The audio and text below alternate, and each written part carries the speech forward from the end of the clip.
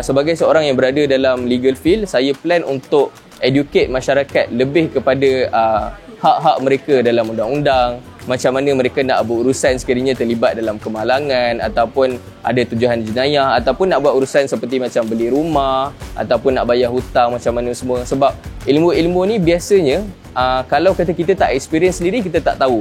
Jadi why not kita as a project, kita ambil that initiative untuk kita educate sambil kita dalam NFT scene. Hai, hello semua, saya Faris, creator daripada Fly Squad NFT. So, anda sekarang sedang menyaksikan shield depan kamera bersama Eraverse.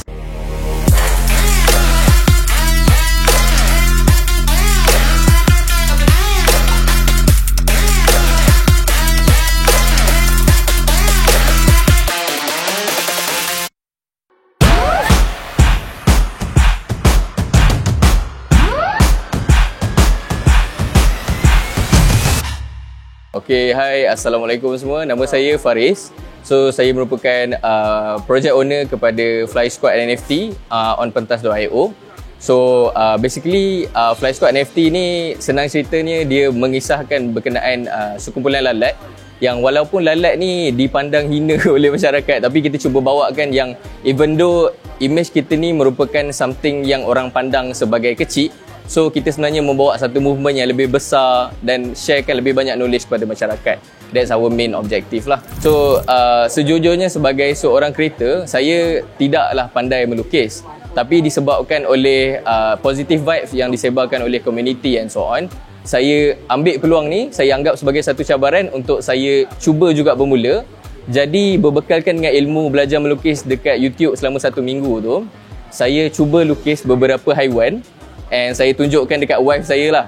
Okay, jadi dalam banyak-banyak haiwan yang saya tunjuk tu, yang mendapat approval tu lalat sahaja. Yang lain tu semua berakhir dengan makian lah. Okay, basically macam mana saya bermula tu sebenarnya simple je. Satu hari tu saya nampak ada satu tweet berkenaan dengan NFT, and then dia bagi tahu secara asasnya lah jenis NFT tu apa. And then saya DM ada seorang yang dah berada dalam NFT field tu, saya tanya dia macam, bang, macam mana saya nak tahu ataupun belajar lebih lanjut berkenaan dengan NFT. So lepas DM tu, abang tu sharekan dengan saya satu course dekat Udemy. So saya ambil course NFT Fundamental before saya bermula lah. So berbekalkan dengan course tu, selepas selesai course tu dalam 2-3 hari, saya dijemput untuk jadi speaker dekat Green Gang Garage lah, untuk kita share pasal collector's perspective. Kenapa collector membeli, ada jenis-jenis karakter yang macam mana. Macam tu. Berbalik kepada jenis-jenis collector tu sendiri lah. Sebab collector ni dia ada banyak jenis. Satu yang memang dia beli sebab dia suka, satu dia beli untuk support, lagi satu dia beli sebab lebih kepada investment, untuk flipping game apa semua. Jadi kalau ditanyakan macam mana kita actually source out and then cari tahu macam mana projek tu okey tak okey, yang tu kita kena buat DYOR lah, do your own research, di mana kita akan pergi dekat account creator sendiri dan juga pergi tengok dekat website kalau kata dia ada website. So daripada situ, normally kalau dekat account creator kita akan nampak macam mana cara dia build engagement. Adakah natural ataupun dia cuma ada seketika, sekejap-sekejap and then dia hilang. Dekat website normally dia orang akan sediakan roadmap. So daripada roadmap tu kita boleh tengok apa aim project tu. So kita boleh agak okay, dia nak ke mana, apa dia aim untuk buat. Let's say dia ada fund. So daripada situ kita boleh tengok dan nilai lah sama ada projek tu berbaloi untuk kita invest, ataupun kalau kita nak collect saja-saja, normally kita tak ada banyak DYOR lah. Macam kita tengok artwork itu suka dan kita just beli je. Jadi daripada segi local NFT dekat Malaysia lah especially. So kalau kita nak comparekan dekat luar, okay, kita tak boleh deny the fact yang OpenSea memang the biggest market lah as for now kan. Tapi apa yang saya boleh cakap pasal kita punya community adalah kita actually mempunyai community yang sangat supportive. Dan in terms of community meet up, physical gathering, kita adalah the leading community lah. I mean OpenSea, diorang ada gathering on Discord, on Spaces and so on. Tapi kita adalah NFT platform pertama yang sangat-sangat menggalakkan untuk kita meet up personally, untuk kita meet up physically, so that kita kenal sendiri macam mana creator tu.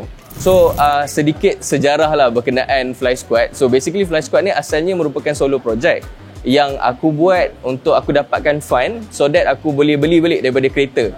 Itu aku punya solo objektif lah. Tapi bila makin lama aku ada dalam community, kita belajar dengan ramai orang, so boleh nampak that benda ni boleh jadi satu platform, boleh jadi satu batu loncatan untuk kita buat satu projek yang betul-betul serius. And that's the reason why aku decide untuk start having a few people on my team. So as for now, Fly Squad bukan lagi solo brand. So aku dah ada few people on my team. So memang sekarang ni termasuk aku ada dalam 5 orang. Ada 5 orang. So kita punya objektif adalah, sebab aku sendiri berlatar belakangkan undang-undang. Jadi plan aku adalah untuk menggunakan NFT ni, satu, aku nak seimbangkan kelebihan dalam real life dan juga dalam Web3 lah.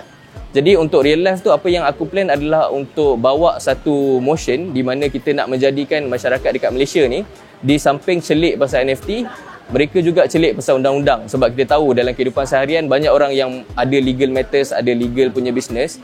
So contoh kalau kata diorang memerlukan apa-apa nasihat ataupun memerlukan pandangan daripada peguam, kita ada kita punya legal team sendiri.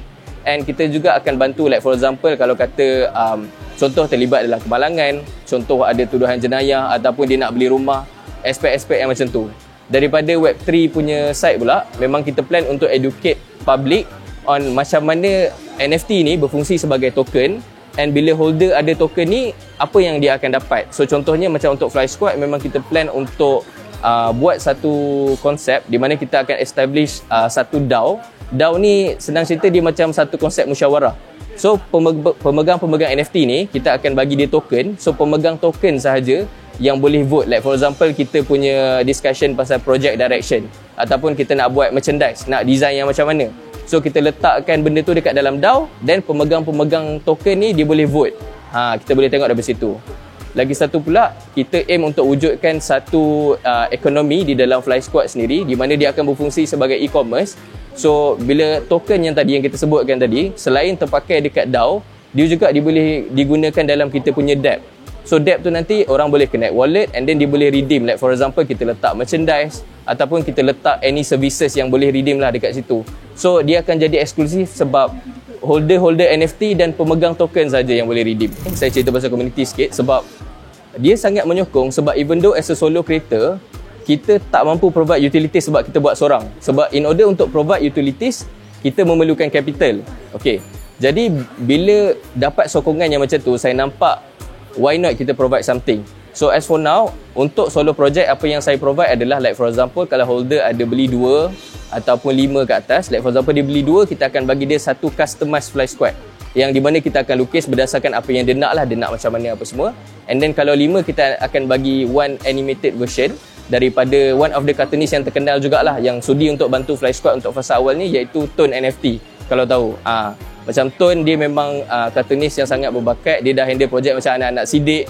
So dalam NFT scene ni kita dapat peluang untuk berborak dengan orang yang kita tak sangka pun kita dapat borak. So daripada solo project itu saja utilitasnya buat masa sekarang. Tapi moving forward to the second phase, di mana projek ni dah jadi team project, jadi utilitasnya lebih, kita akan lebihkan kepada merchandise, kepada airdrop NFT, dan juga kepada token distribution tu sendiri. Buat masa sekarang, saya dah min Fly Squad ada dalam 100 NFT dekat pentas. And Alhamdulillah daripada 100 tu 92 telah terjual. So kita masih ada lagi 8 dekat dalam marketplace. So berbalik kepada penerimaan masyarakat tu sendiri. So lalat ni sinonim dengan benda yang macam kotor ataupun kecil. Jadi kita nak cuba ubah perspektif masyarakat tu, di mana lalat ni dia nampak lebih kepada sesuatu yang kemas, kepada sesuatu yang cantik, dan dia appear sebagai kawan. So dekat sini, di samping backup dengan kita punya utilities, kita punya perks apa semua, jadi saya rasa dekat situ penerimaan masyarakat pada awalnya, sebenarnya dia NFT ni, dalam NFT artwork kita tu, kalau contoh kita buat PFP project, artwork ni dia akan jatuh dekat nombor 2. So nombor 1 tu orang akan tengok apa yang project ni boleh bagi, siapa creator dia, and macam mana dia bawa diri dia dalam mass public lah. So dekat situ penerimaan masyarakat, saya rasa Alhamdulillah sangat-sangat menerima, sangat-sangat menyokong. Dan daripada situ dapat juga ramai kawan, ramai connection, and so far still going strong lah in the community. Walaupun kita dalam NFT yang dia relation dia lebih kepada Web3, tapi kita tak boleh tinggal juga aspek di mana kita hidup di dalam dunia reality. Jadi untuk Fly Squad memang kita aim untuk seimbangkan di antara kedua-duanya, untuk real life dan juga Web3. Jadi untuk real life, sebagai seorang yang berada dalam legal field, saya plan untuk educate masyarakat lebih kepada hak-hak mereka dalam undang-undang, macam mana mereka nak berurusan sekiranya terlibat dalam kemalangan ataupun ada tujuan jenayah, ataupun nak buat urusan seperti macam beli rumah ataupun nak bayar hutang macam mana semua. Sebab ilmu-ilmu ni biasanya kalau kata kita tak experience sendiri, kita tak tahu. Jadi why not kita as a project, kita ambil that initiative untuk kita educate sambil kita dalam NFT scene. Hai semua, saya nak ucapkan syabas dan tahniah serta terima kasih kepada semua kreator yang ketiga ini berada di pentas dan juga kawan-kawan yang mungkin berminat untuk join NFT scene later on. Come here, we have a very supportive community. Semua orang dekat sini sudi membantu anda pada bila-bila masa sahaja. Korang boleh approach anyone in case tak tahu, tanya saja soalan. Sebab kita dekat sini nak tengok semua orang berjaya, and kita kalau boleh nak pimpin tangan semua orang sama-sama fly to the moon. Hai, hello semua. Saya Faris, creator daripada Fly Squad NFT. So, anda sekarang sedang menyaksikan shield depan kamera bersama Eraverse. So, jangan lupa untuk cari tahu lebih maklumat berkenaan projek Fly Squad NFT. Boleh follow kita punya Twitter, Fariska, dan juga Fly Squad NFT. Kita juga ada Instagram Fly Squad NFT dan juga Facebook page Fly Squad NFT. So, see you guys soon.